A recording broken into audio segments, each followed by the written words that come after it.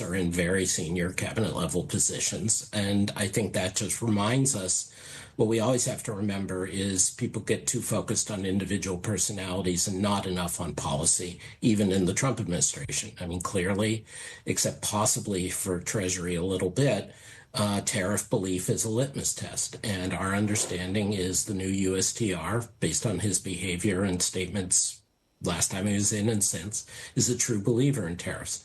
So I wouldn't focus. It's a perfectly competent pick for someone who wants to pursue that policy. And so focus on that and not so much on the individual, I think. All right, fair enough. Let's get to the policy then. Greer is a true believer.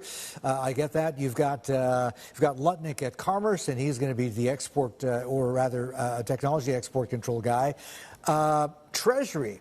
I'm trying to figure out Scott Bessent right now, as I think are a lot of other people in the market, and what he really thinks about inflation and also tariffs. His line is, look, tariffs go slow, gradual, don't take the maximalist approach, and that seems to be what we're getting so far.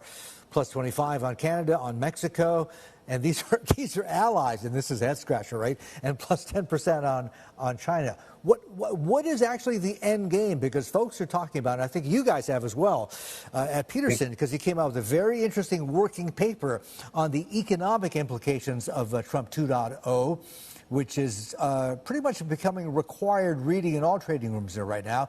And you think the end game is he is going to want to try and push yields as well as the dollar down, correct? Not up.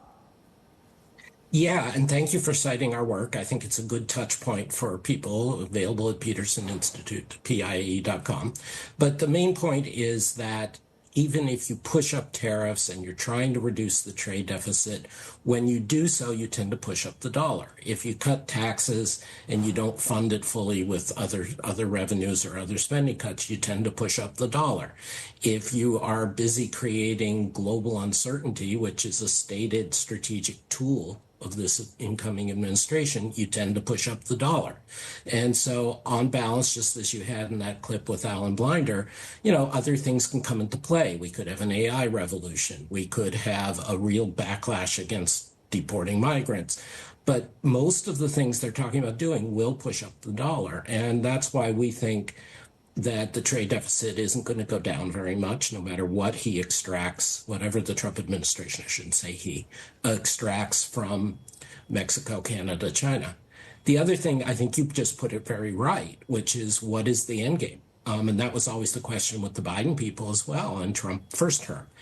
With China, you're not willing to take investment in UN production in the U.S. You're not willing to take cheap imports. You don't want them buying your treasuries. You think that they're going to cheat no matter what. So what is it you think you're going to get out of them? If you're talking to an ally like a Germany or Japan, you can say, spend more on defense, buy more U.S. natural gas, buy more U.S. weapon systems. But we sure as heck aren't selling natural gas or weapon systems to the Chinese. So I agree. I think it's a very real question. What is the point of this exercise?